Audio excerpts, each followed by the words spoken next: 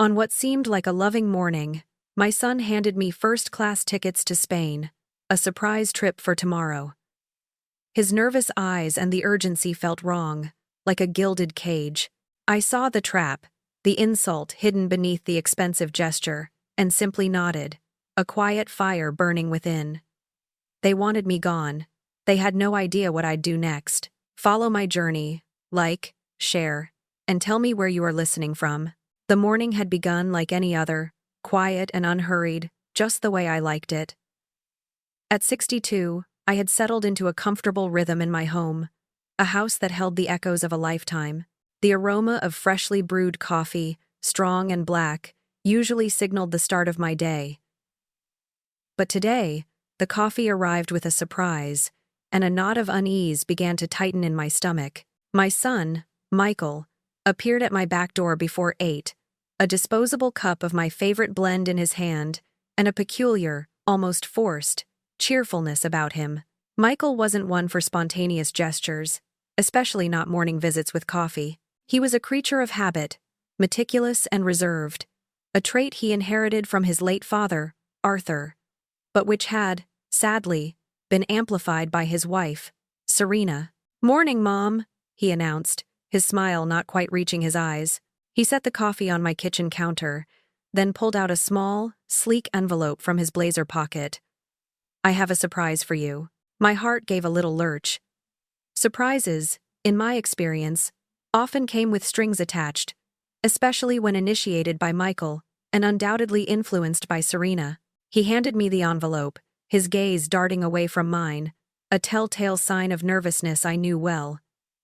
Inside, nestled between glossy brochures, were 2 first-class tickets to Spain, Barcelona and Madrid, for 2 weeks. "It's a trip, Mom. For you," he exclaimed, a little too loudly. "First class all the way." I stared at the tickets, then back at Michael. "Spain? First class? Michael, what is this?" My eyes narrowed, reading the small print. My breath hitched. "Tomorrow? You mean, as in, tomorrow morning?" His smile faltered, replaced by a slight flush on his cheeks. "Yeah, well, that's the thing. It's a last-minute deal, a special package. Had to snap it up immediately." He still couldn't meet my gaze, focusing instead on the pattern of my kitchen tiles. A lie. I knew it instantly. A last-minute, special package deal for 2 weeks, in first class to Spain. Booked for the very next day? My son, an accountant with a modest salary, was not in the habit of dropping $4,000 on a whim for a luxurious, spontaneous trip. This reeked of Serena, her expensive tastes, and her peculiar interest in my house, which she had subtly, yet persistently, tried to get me to consider selling for years. "Michael, I can't just up and leave tomorrow," I protested, a cold dread settling in my gut. "I have responsibilities here. My garden, the bills, appointments. This is far too sudden." He waved away my concerns with a dismissive hand, and in that gesture, in the sudden impatience that hardened his features, I heard Serena. The shift was unsettling. "Mom, you always talk about wanting to travel. This is perfect. Everything is taken care of. Think of it as a well-deserved break. You work too hard." His tone was now tinged with a persuasive edge that felt entirely unnatural coming from him. "Arthur always wanted to take you to Europe, didn't he? This is your chance to finally see it." The mention of Arthur, my beloved late husband, was a low blow, a blatant manipulation. A familiar ache, sharp and swift, pierced my heart. Arthur had indeed dreamt of showing me the world, but life had intervened, as it often does. To hear Michael use his father's unfulfilled wish as leverage, especially for something so transparently suspicious, ignited a flicker of resentment deep within me. I loved my son, but at times like these, he became a puppet, and Serena was the one pulling the strings. "Where did you even get the money for this, Michael?" I asked, my voice calm despite the storm brewing inside.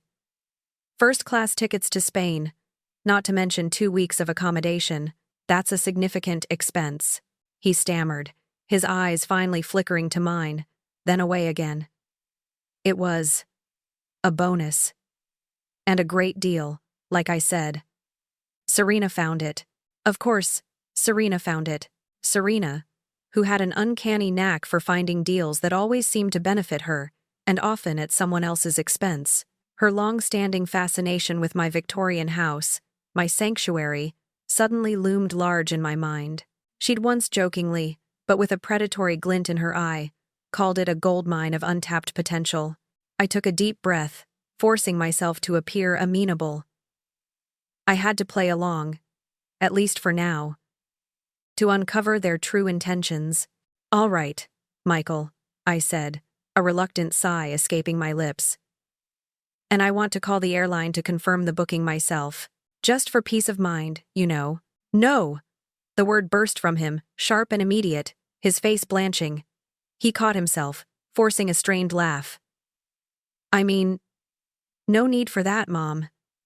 It's all confirmed, everything's handled. Just pack light, okay? 2 weeks in Spain, you won't need much." Pack light for 2 weeks in Europe? That was absurd. And his panicked "no" had confirmed every last one of my suspicions.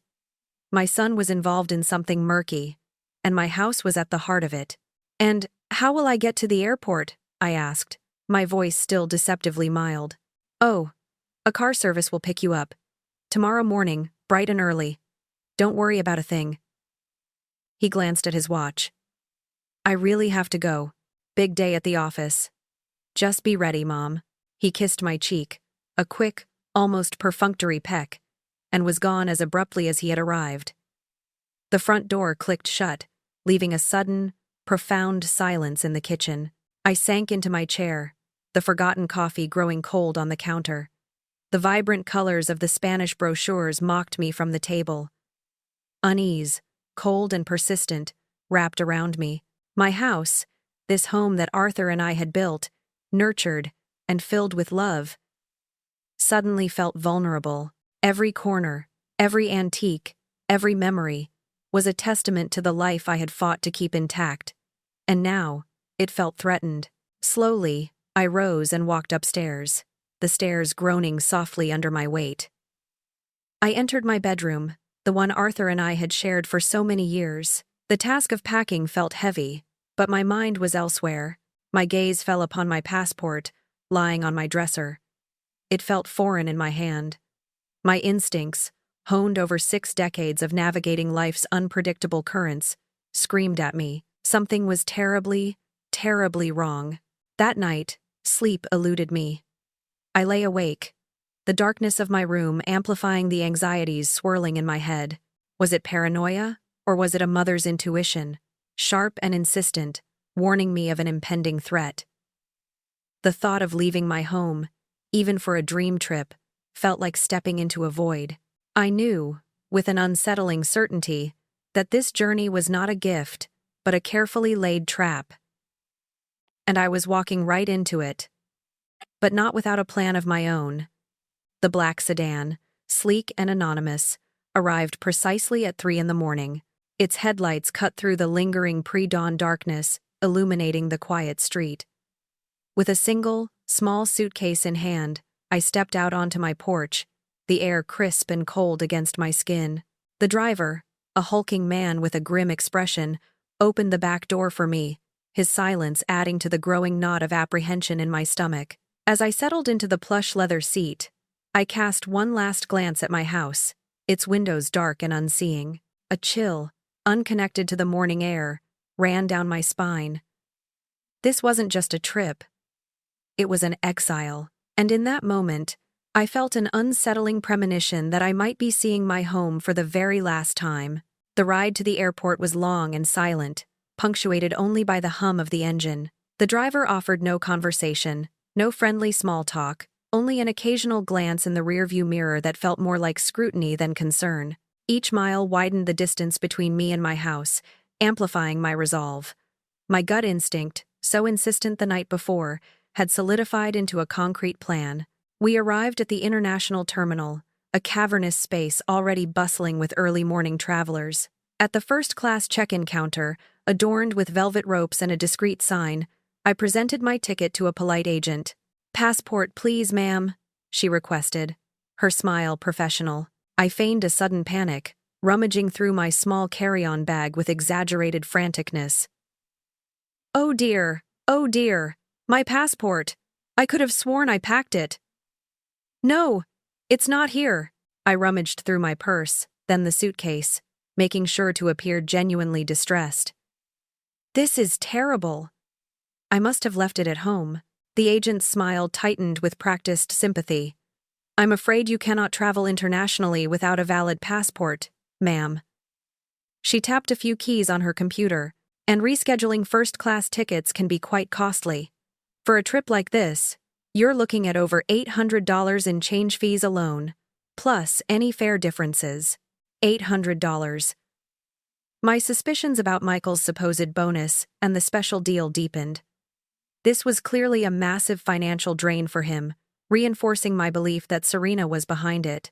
Who in their right mind would waste such money on a trip intended to simply get rid of me? Oh, goodness. I sighed dramatically, pressing a hand to my chest. This is just dreadful. I suppose I'll have to go home and retrieve it. Thank you anyway. I gathered my small suitcase, a strange wave of relief washing over me. The charade had worked. I was free. Outside the airport, the world was slowly awakening. I hailed a taxi, giving my home address. The driver, a chatty young man, filled the silence with cheerful banter, a stark contrast to the grim silence of the earlier sedan. My heart pounded with a newfound urgency. Every fiber of my being told me I needed to get back to my house, and quickly. As the taxi turned onto my street, my eyes scanned ahead. There, parked carelessly at the curb in front of my house, was Michael's familiar blue sedan. Next to it, glinting in the pale morning light, was an expensive, flashy red convertible I didn't recognize. My stomach twisted. Serena's taste. Undoubtedly. Just here, please. I told the driver, handing him a generous tip. I paid him, and quietly exited the taxi, retrieving my suitcase. The sound of my front door creaking open suddenly reached me, followed by raised voices. I froze, crouching slightly behind a large oak tree across the street. Told you this was a stupid plan, a woman's voice shrieked, laced with frustration. It was Serena, her voice unmistakable, even through the closed door. Keep your voice down, Serena. She's on a plane to Barcelona right now. She won't hear us, Michael retorted, his voice strained. A plane to Barcelona. The words hung in the air, cold and dismissive. They thought I was gone, neatly packaged off and out of their lives. Still, what if someone sees your car, or that monstrosity of yours? Serena hissed. You're supposed to be at work, Michael. No one's awake at this hour, Michael scoffed, though his voice betrayed a hint of nervousness. And besides, she won't come back. She's been feeling sorry for herself for years. This is her chance to finally do something for herself, and she knows it. My blood ran cold. Feeling sorry for myself? A chance to finally do something for herself. My husband had died 2 years ago, leaving a gaping wound in my life, and my son and his wife saw it as an opportunity. They viewed me as a pathetic old woman, a problem to be solved, an obstacle to be removed. The betrayal was a bitter taste in my mouth, far worse than any pre-dawn coffee. That's not the point, Michael, Serena continued, her voice dropping, though still audible. The point is, the bank called yesterday. If we don't make the payment by Friday, they start foreclosure proceedings. Foreclosure proceedings. The words hit me like a physical blow. My house was paid off, completely and entirely. Arthur and I had worked tirelessly to ensure that, a security for our golden years, how could there be a bank payment? What payment? I told you. She has money tucked away somewhere, Michael argued, his tone tinged with desperation. She always was so secretive about her finances, especially after Dad died. My hidden savings, the small inheritance from my grandmother that I had meticulously managed and grown, known only to me and Arthur. I had never breathed a word of it to Michael, sensing even then that his financial recklessness, fueled by Serena's extravagant tastes, would turn it into an easy target. My instinct had been right. It doesn't matter where she has it, Michael, Serena snapped. We need to get this house transferred into our names, and quickly. My lawyer friend said the papers are all ready. Just need her signature, and then it's ours. Then we can finally sell it and pay off our debts. Their debts. Our names. Her lawyer friend. A sickening wave of nausea washed over me. They weren't just trying to get rid of me. They were trying to steal my home, my sanctuary. The house Arthur and I had built together. Panic, cold and sharp, seized me. I backed away from the oak tree, my movements slow and deliberate, my single suitcase feeling suddenly heavy in my hand. I crept silently along the side of my house, every nerve ending screaming. I had to hear more. I had to know everything. I reached the kitchen window, partially obscured by a rose bush. The glass was cool against my cheek as I pressed my ear to it, straining to catch every damning word. Pressed against the cool glass of my kitchen window, hidden by the overgrown rose bush, every word Michael and Serena uttered cut deeper than the last. I heard the rustle of papers, then Serena's voice, sharp and triumphant. I'm just grabbing the forms from the car. Power of attorney, property transfer papers, all ready to go. There was a triumphant edge to her voice, a chilling glee. A moment later, I heard the click of her red convertible's door opening and closing. Then came the next devastating blow. And guess what? Dr. Evans already signed the medical assessment. Serena's voice was smug. Said she's showing signs of early dementia. Took a little convincing, and a little incentive, but he did it. My blood ran to ice. Dr. Evans, my family doctor for over 30 years. The man who, just last month, had given me a clean bill of health, joking that I was sharp as a tack and would outlive them all. The betrayal was staggering. A doctor, bought and sold like a common commodity. How much did that cost us? Michael asked, his voice laced with the usual anxiety about money. Serena scoffed.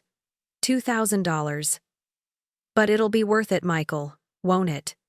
When we own this place outright, it'll be a drop in the ocean. Her words were punctuated by a rustle of papers, the sound of my future being meticulously dismantled.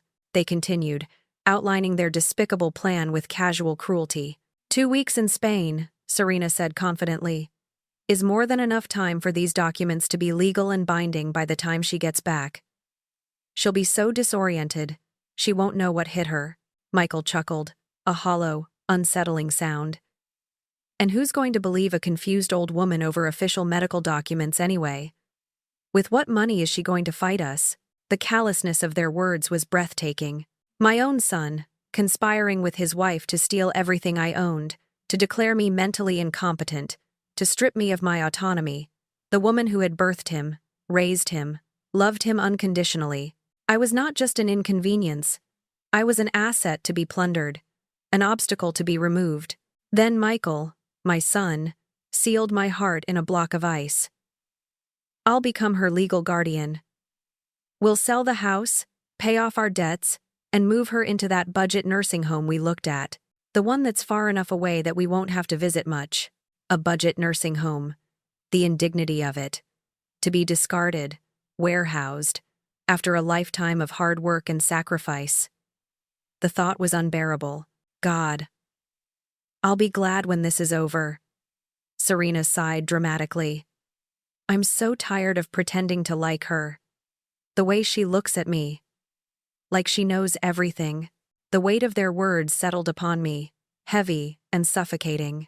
The cold resolve that had been hardening within me now turned to steel. I would not be broken.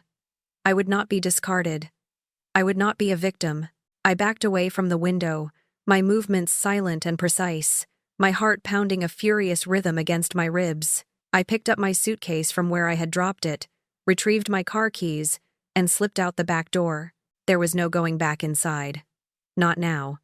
I drove away from my home, not towards the airport, but towards a new, uncertain future. For an hour, I drove aimlessly, the betrayal washing over me in waves, each one more chilling than the last. My mind raced, piecing together fragments of conversations, long-forgotten looks, and subtle hints that, in hindsight, painted a horrifying picture. My tears, when they came, were not for myself, but for the son I thought I knew, the man who was now a stranger. Then, a name surfaced in my mind. Laura Davies.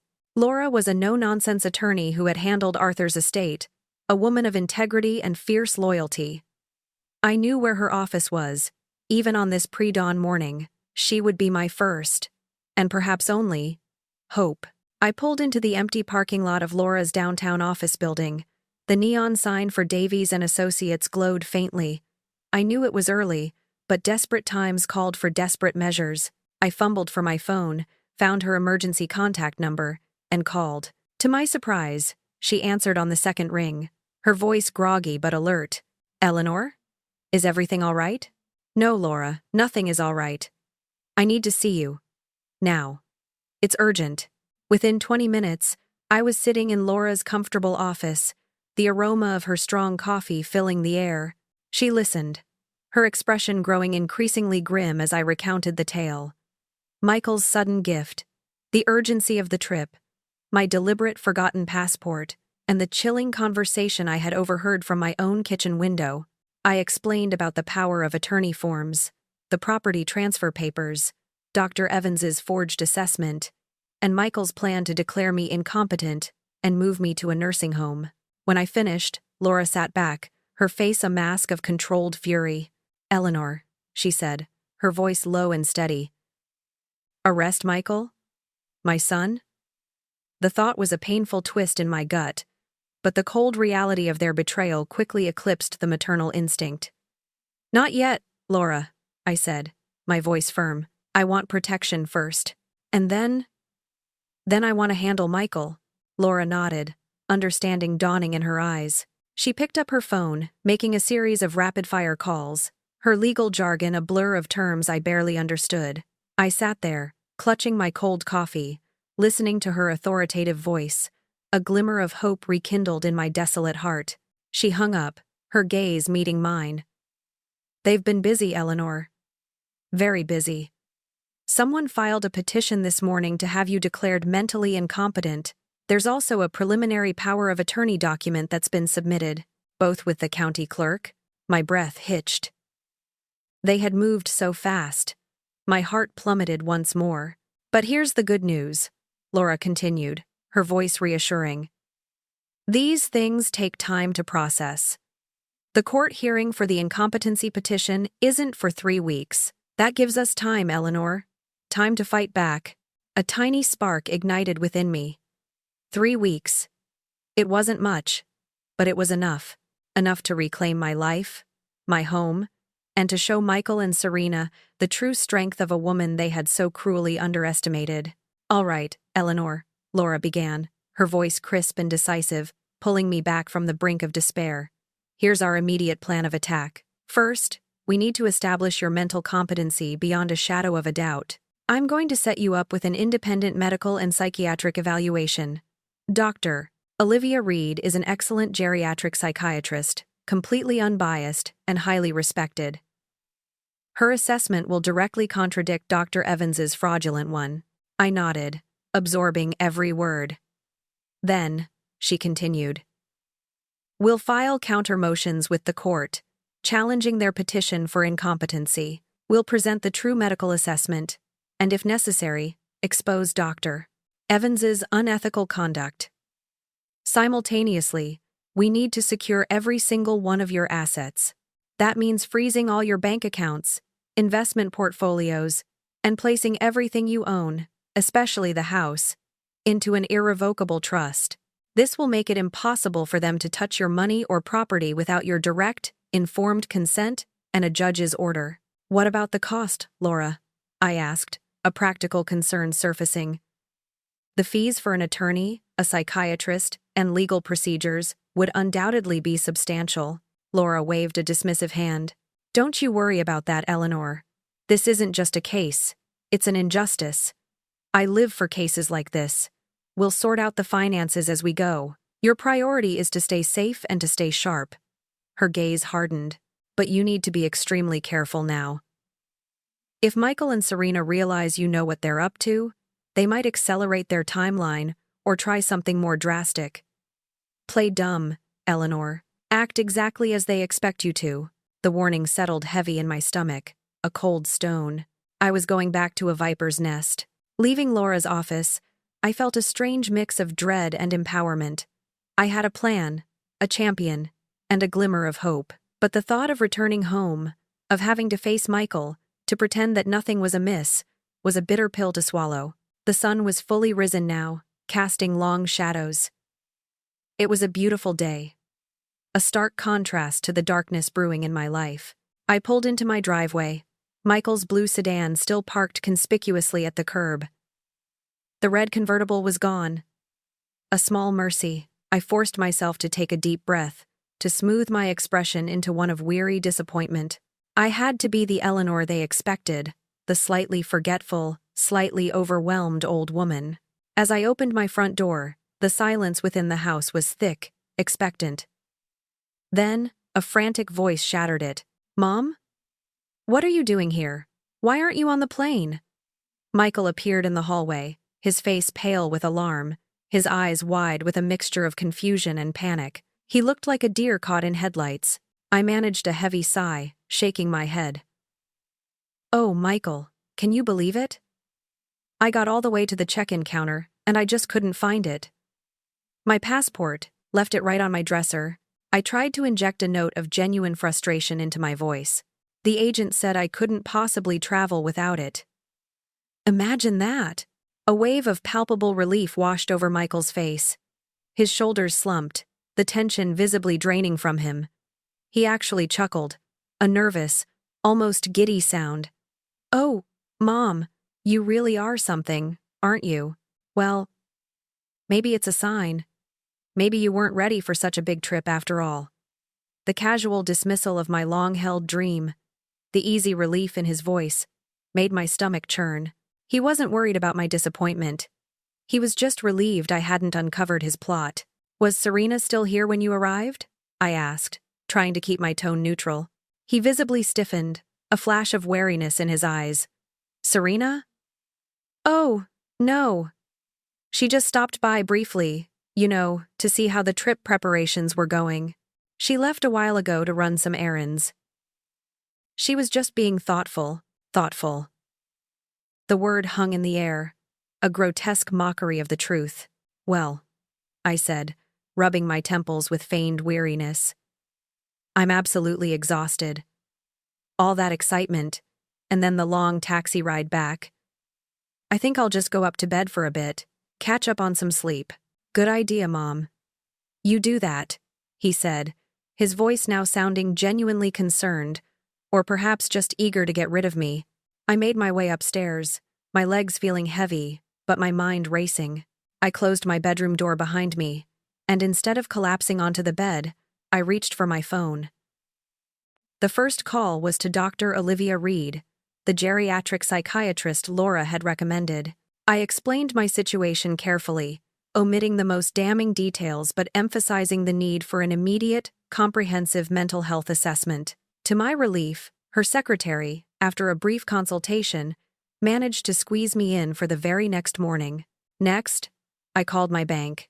"Hello," I said, trying to keep my voice steady. "I'd like to place a temporary hold on all my accounts, effective immediately. I have reason to suspect potential fraudulent activity." The bank representative was helpful and efficient, confirming that no one, not even a power of attorney holder, could access my funds without my physical presence and explicit consent for the next 72 hours. This bought me invaluable time to secure my assets with Laura. For the first time in all the years I had lived in this house, I walked over to my bedroom door and locked it. The click of the bolt was a small, defiant sound, a barrier against the unseen threats lurking downstairs. I felt isolated, yes, but also a strange sense of empowerment. I was fighting back. Sleep didn't come easily. My mind replayed fragments of their conversation, the coldness in Michael's voice, the venom in Serena's. Around midnight, I heard movements downstairs, soft thuds, muffled voices. Was Michael still there? Was he wrestling with his conscience? Or was he continuing their vile work? I lay awake, listening, planning, and steeling myself for the battle ahead. Don't miss a moment of this story. Like, share, and subscribe to witness how I fought back and reclaimed what was mine. The next morning, I rose with a purpose that belied the turmoil within me. I needed to maintain the illusion of normalcy, to keep Michael unsuspecting for as long as possible. The aroma of freshly brewed coffee soon mingled with the sizzle of bacon and the sweet scent of pancakes, Michael's childhood favorites. I set the table, a spread of golden pancakes, crispy bacon, and a bowl of fresh berries, precisely as I used to do on his birthdays. Michael eventually came downstairs, looking tired, almost haunted. His eyes widened slightly at the sight of the breakfast table. A flicker of genuine surprise, perhaps even a touch of warmth, crossed his face. "Mom, you didn't have to do all this," he said, his voice softer than it had been in days. I smiled, a maternal warmth I genuinely felt, despite everything. "Nonsense, darling. You've been working so hard. A good breakfast is just what you need." I poured him coffee, my hand not quite steady. "Is everything all right, Michael?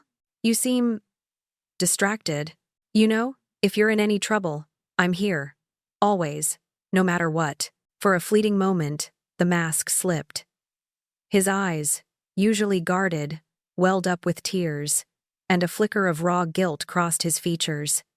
He swallowed hard, looking away. It was a crack in the facade, a glimpse of the son I had loved, buried beneath layers of deceit. My heart ached, a sharp pang of grief for the son I was losing. Then, the shrill, obnoxious sound of Serena's ringtone pierced the tender moment. Michael flinched, pulling out his phone. His expression hardened instantly, the vulnerability vanishing as quickly as it had appeared. He moved away, taking the call by the back door. I strained to listen, catching fragments of his hushed conversation. "Yes, Serena. I understand. Everything's going according to plan. Today. Yes. I told you. She's not a problem." The coldness returned, settling like a shroud over the kitchen. The brief moment of connection was shattered, replaced by the grim reality of his complicity. He ended the call, avoiding my gaze as he walked back to the table. "Got to run, Mom.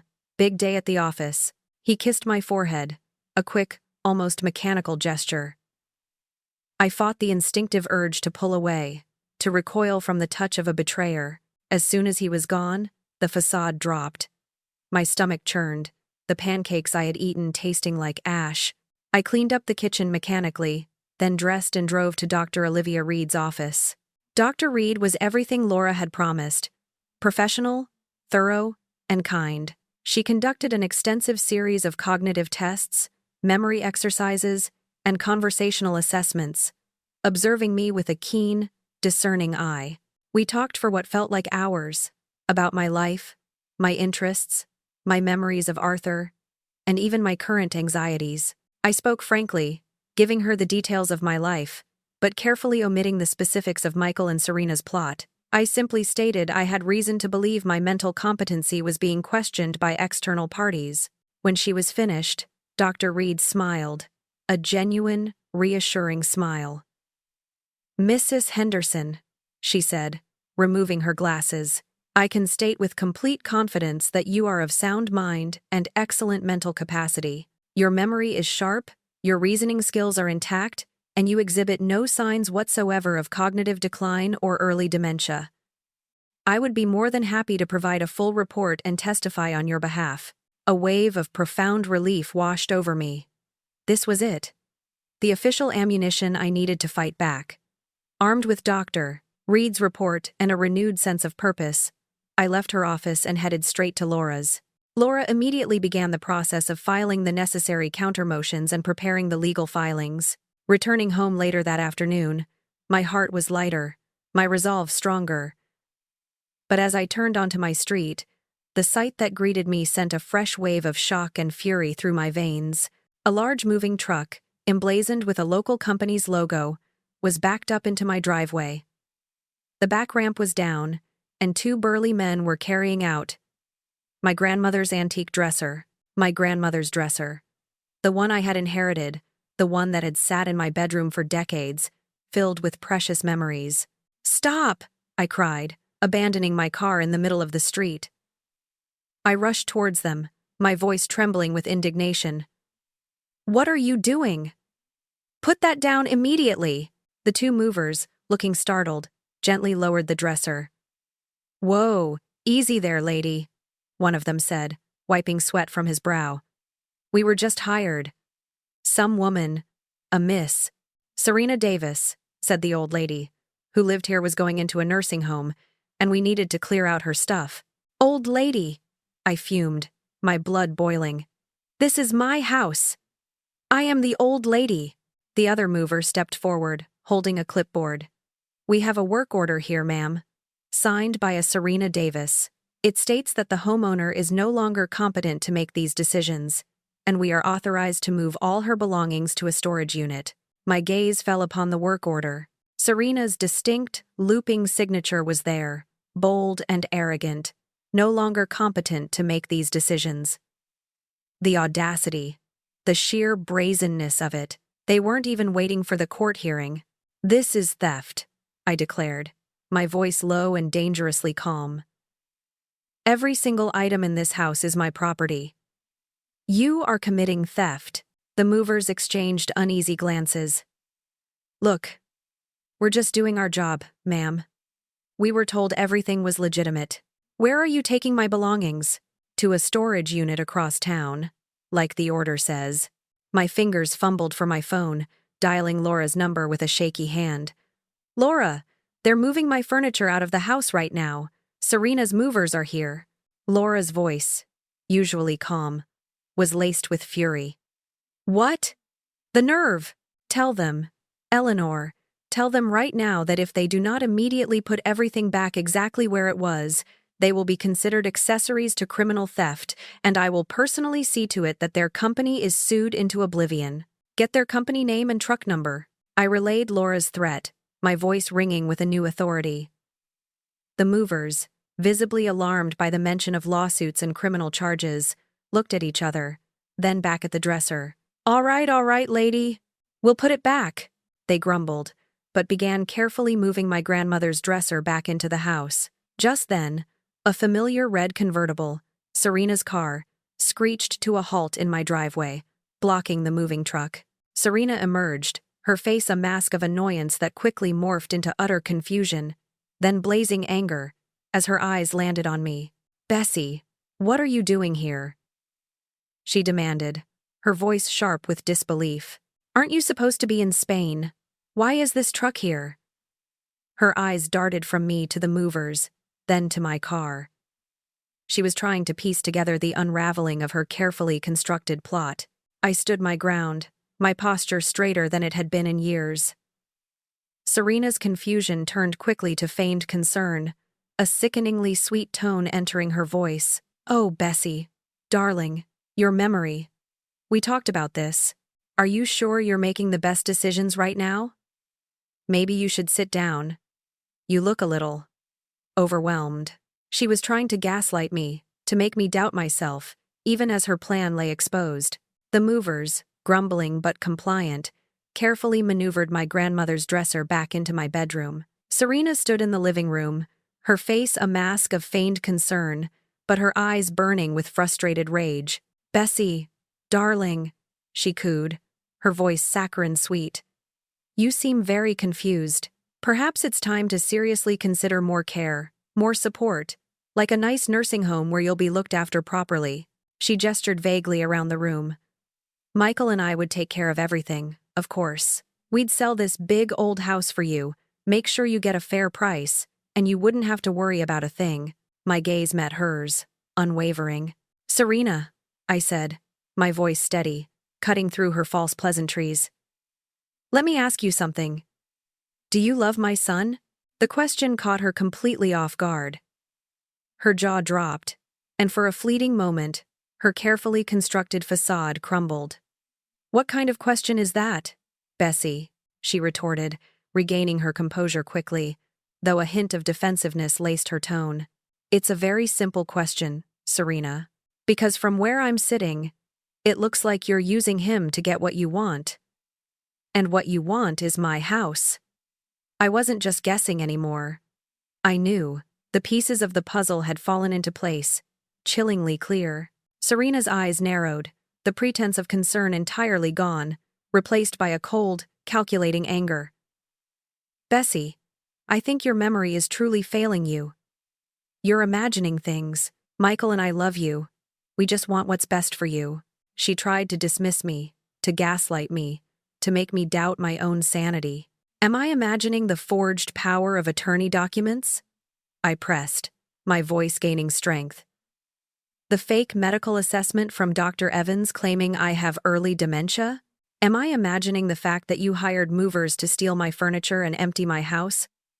All based on a fraudulent claim that I'm no longer competent to make these decisions? Her face, already pale with anger, turned an alarming shade of white. Her composure, which she prided herself on, visibly cracked. You can't prove anything, she hissed, her voice barely a whisper, but laced with venom. I reached into my pocket, pulled out my phone, and with a deliberate movement, dialed Laura's number. Laura, I said, putting her on speakerphone. Serena is here. She's insisting I can't prove anything. Laura's voice, clear and authoritative, filled the silent living room. Serena Davis, this is attorney Laura Davies. You are currently attempting to defraud my client, Eleanor Henderson, of her property and personal assets. You are also attempting to declare her mentally incompetent based on fraudulent medical documents. I want to make you fully aware of the criminal penalties for elder abuse and fraud in this state, which include substantial fines and up to 20 years in prison for each count. This is not a civil dispute, Miss Davis. This is a criminal matter. I strongly advise you to cooperate fully. Serena's face drained of all color. She sank onto the sofa, her shoulders slumping as if the weight of Laura's words had crushed her. Her carefully manicured hands trembled in her lap. I took the phone off speaker, a grim satisfaction settling over me. Now, Serena, I said, my voice quiet but firm. Let's talk about what happens next. The dam broke. Serena began to sob, raw, guttural sounds of desperation. Desmond, she choked out, her voice hoarse. Desmond owes money to some very dangerous people. We needed the house to pay them back, Desmond. Not Michael. The name of Michael's gambling associate, a man I vaguely remembered hearing about, a shadow that had always seemed to hover on the periphery of my son's life. How much? I asked, my heart sinking with each revelation. $60,000, she whispered, tears streaming down her face. He gambled it all away. We tried to cover it, but we couldn't. And they threatened him. Eleanor, they threatened us. They said if we didn't pay by the end of the week. She trailed off, shuddering. $60,000. My son, caught in a trap of his own making, a trap that Serena had so readily exploited. Why didn't Michael come to me? I asked, the pain in my voice clear. Why didn't he ask for help? Serena looked up, her eyes red-rimmed and bloodshot. Because I told him not to, she confessed, her voice thick with regret, though a hint of her usual manipulation still lingered. I told him you'd never understand, that you'd judge him, that you'd make him feel like a failure. I told him you have this big house that you don't really need, and that he's your only heir anyway, so it should be his. The self-serving justification, even in her breakdown, struck me. She truly believed her entitlement, saw my home as a mere commodity. Yet, beneath the anger, a strange surge of pity rose within me. Pity for her emptiness, for the desperate greed that had consumed her. She was a woman driven by fear, not just of financial ruin, but of a life without the luxuries she craved. Call him, I commanded, my voice firm. Tell him to come home immediately. Serena, still weeping, reached for her phone, but then paused, her eyes wide with a new terror. Eleanor, if you turn us in, they'll kill him. Those people, they don't mess around.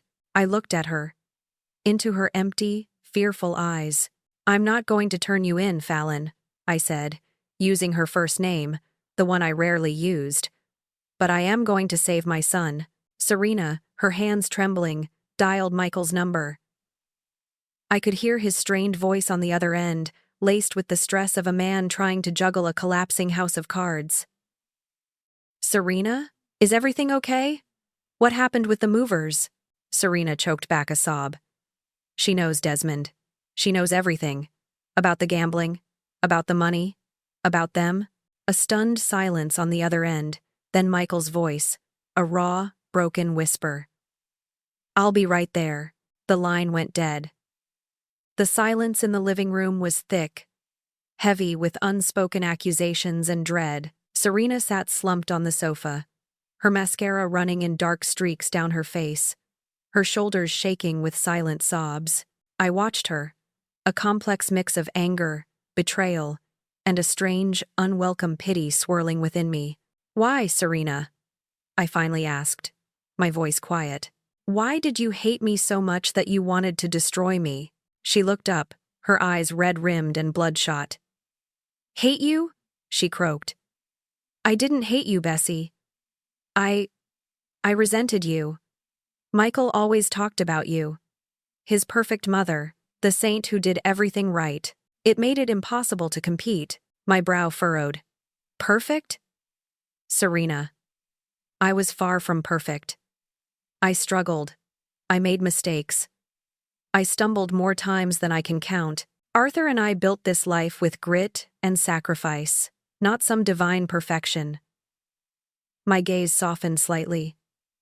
"You don't compete with family, Serena. You become part of it. You become family." She sniffled, wiping her nose with the back of her hand. "It's too late for that now, isn't it?" she mumbled, her voice defeated. "Maybe," I conceded, my eyes on the front door, waiting for my son. "But it's not too late to save Michael." Minutes stretched into an agonizing eternity. Then, the front door burst open, and Michael stood there, looking like a ghost. His usually neat hair was disheveled, his suit jacket rumpled, his face ashen with shame and fear. He looked 10 years older, the weight of his secret debts and deceit pressing down on him. His eyes, swollen and bloodshot, fixed on me, then darted to Serena. "Mom," he croaked, his voice cracking, thick with guilt. I sat in my favorite old armchair, the one Arthur had always called my throne, my posture straight despite the tremor in my hands. "Come in, Michael. Both of you. Sit." They settled onto the sofa, a respectable distance between them, looking like two children caught with their hands in the cookie jar. Only this time, the cookie jar was my life. "I want you both to know that I love you, Michael," I began, using his proper name, as if to remind him of the son I knew. "Nothing that's happened changes that, not entirely. But I need to understand. How did we get here?" Michael buried his face in his hands, raw with shame. "Oh, Mom, I'm so sorry. I messed up. So badly." He looked up, tears streaming down his face. "It started after Dad died. Just small bets, online. It made me feel in control, I guess. Like I had some power when everything else felt like it was falling apart." My heart ached. He had grieved alone, silently, while I, lost in my own sorrow, hadn't seen the warning signs. "It escalated in college," he continued, his voice barely audible. "Gambling. Always chasing the next win, trying to make back what I lost. And then, I owed money. A lot of money. $60,000 to some very dangerous people. They don't accept payment plans, Mom. They accept payment, or they make examples." The full weight of their desperation hit me then. This wasn't just about greed. It was about survival. A twisted, desperate attempt to escape a monster of their own creation. "Why didn't you come to me, Michael?" I asked again, the question echoing my earlier one to Serena. He wrung his hands. "I was ashamed, Mom. So ashamed. I didn't want to burden you more after Dad passed." "And Serena told me you'd never understand. That you'd judge me." Serena, still sniffling, nodded. "I did. I told him you'd see him as a child, that you'd make him feel like a failure. I knew how much he looked up to you, how much your opinion meant to him. I resented that. Your influence over him. It was a cruel admission, a stark illustration of how her own insecurities had warped her perception and poisoned my son's judgment. "Mom, she's right about one thing," Michael interjected, his voice firmer now, more decisive. "I should have come to you, but what we did. Trying to take your house, declare you incompetent. There's no excuse for it. None." He finally took full responsibility. Not just for the debt, but for the unforgivable scheme. "And the threats?" I asked, my voice cold. Michael flinched. "Yes. They knew about you. They said old ladies have accidents all the time, that it would be easy to make it look like a fall." His voice was raw with terror. "We couldn't go to the police, Mom. There was no proof, just veiled threats. They're too organized, too powerful." I looked at my son, then at his wife, seeing for the first time the sheer terror that had driven their monstrous actions. My heart, though still deeply wounded, began to thaw, a sliver of maternal instinct overriding the righteous anger. "I had to save him. So, because you were desperate," I said, my voice cutting through the lingering fear in the room. "The easiest solution, the only solution you could conceive, was to steal your mother's house and declare her incompetent?" I looked at Michael, my gaze unwavering. "Not the only solution, Michael. Just the easiest one, wasn't it?" He shifted uncomfortably, avoiding my eyes.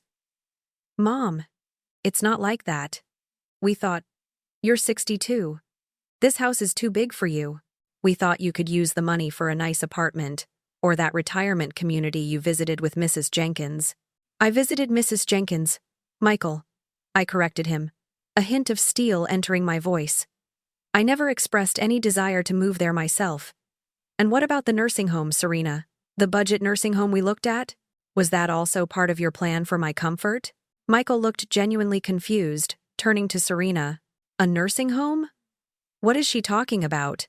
Serena flinched, her face paling again. I may have suggested that option if your mother was having trouble adjusting to the transition," she mumbled, meaning if I resisted their theft. My patience, stretched thin by hours of betrayal and revelations, finally snapped. I stood, my presence filling the room with a force that surprised even me. "I don't have to understand anything," I declared, my voice ringing with authority. "You plan to steal my house, forge documents to have me declared incompetent, and put me in a nursing home against my will. That's not misguided love, or tough decisions, or even desperation. That's elder abuse. Pure and simple." Michael sprang to his feet, his face etched with genuine terror. "Mom, please.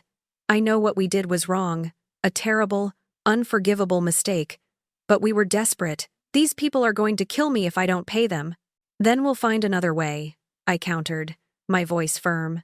"There is no other way," he cried, tears streaming down his face again. "We don't have $60,000. We've exhausted every option. Mom, every single one." I walked over to the antique desk in the corner of the living room, a piece I had inherited from Arthur. I opened the top drawer, retrieved a small, worn bank book, and a folded document. I walked back and placed them gently on the coffee table. "You don't have $60,000, I said, my voice softer now, but still resolute. "But I do." I opened the bank book. "This is my emergency savings, $23,412. I then unfolded the other document. "And this is Arthur's life insurance policy. Untouched. Another $15,000. Michael stared at the figures, his eyes wide with disbelief, then with a dawning horror. "Mom, that's almost $38,000. That's your security. You can't give that up." I smiled, a sad, weary smile. "Desmond," I said, using his middle name, the one I had always reserved for moments of profound connection. "You are my security. You always have been. I don't care about the money. I care about you."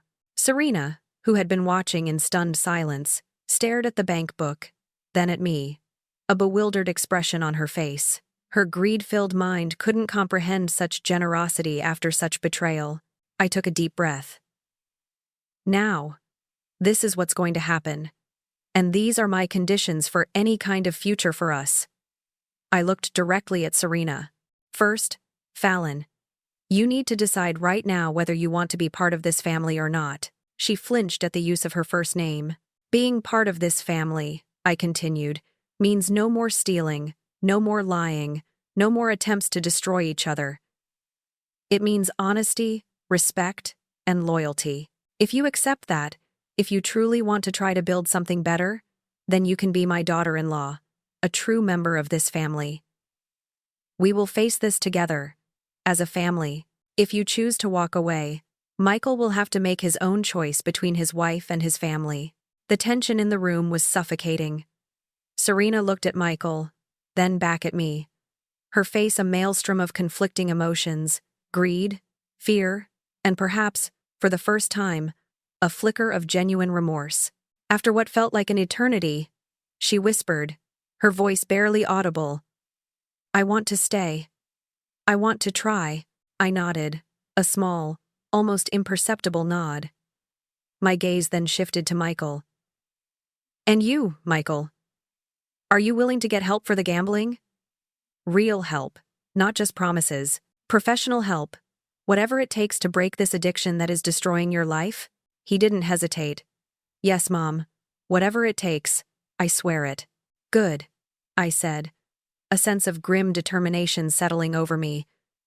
"We still need to find a way to deal with these dangerous people, and we'll need professional help for that too. Legal counsel to negotiate, and perhaps security to ensure your safety. But we will do it. Together." 6 months later, the morning sun streamed through the kitchen window of my own home, illuminating dust motes dancing in the air. The familiar scent of brewing coffee filled the space. I watched, a quiet contentment settling in my heart, as Michael sat at the dining table, a chessboard between him and his son. Leo, Michael, once perpetually rushed and distracted, now exuded a newfound patience, explaining the moves to the young boy with a gentle, focused demeanor.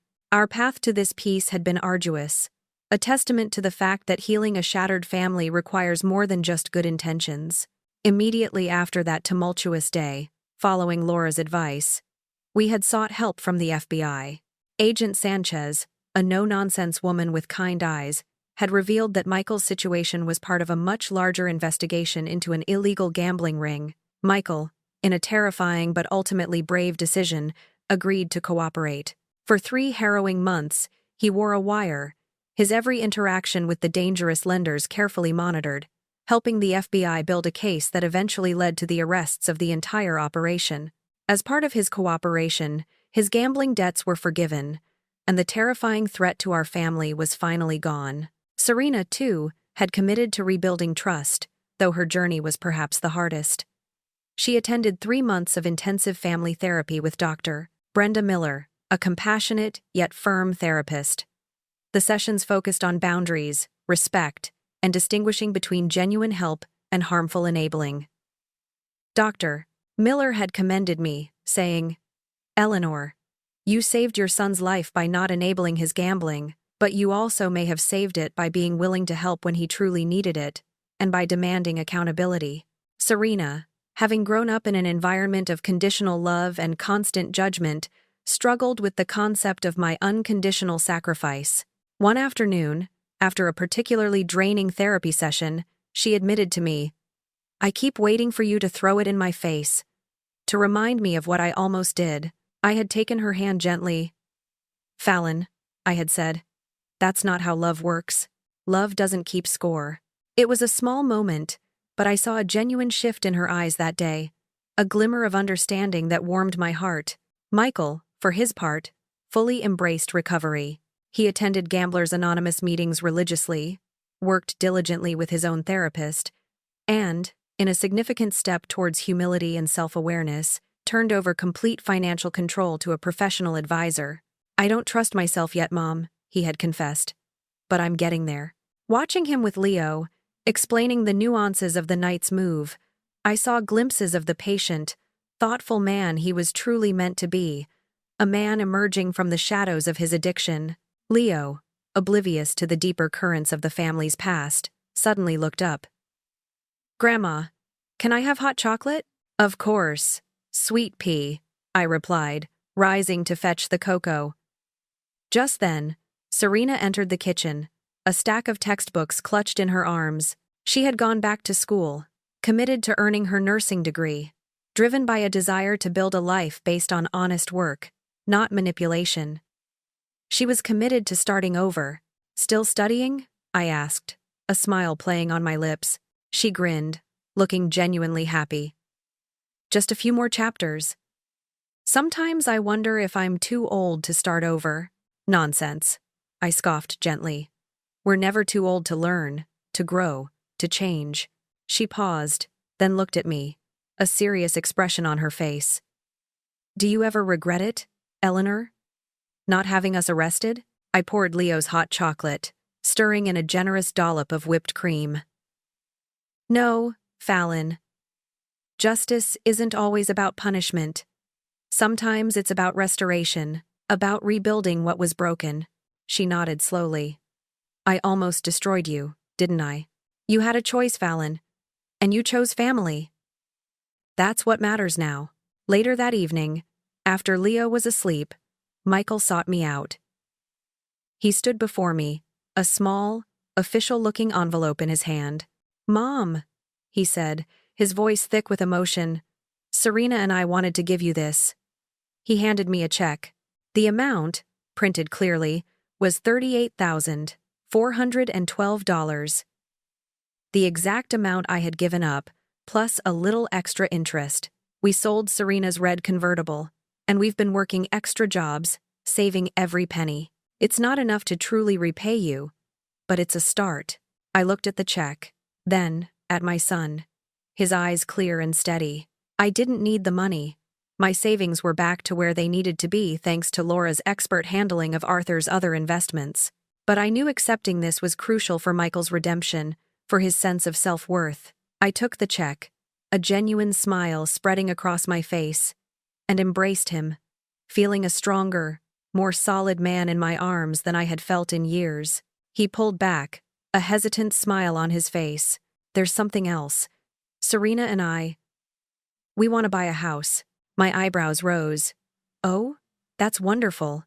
"Yeah," he said, glancing at me with a sheepish grin. I blinked. "The house next door? Why there?" He chuckled. "Well, Serena said we needed someone to keep an eye on us. A little supervision." He then added, "It was her idea, Mom. She said she wanted to be close, to really be part of the family." A wave of warmth, deep and profound, washed over me. That's perfect, Michael. Absolutely perfect." That evening, as the sun dipped below the horizon, painting the sky in hues of orange and purple, Michael and I sat on the porch swing, a new ritual we had established. The air was cool, peaceful. "Mom," he began softly, "why didn't you hate me?"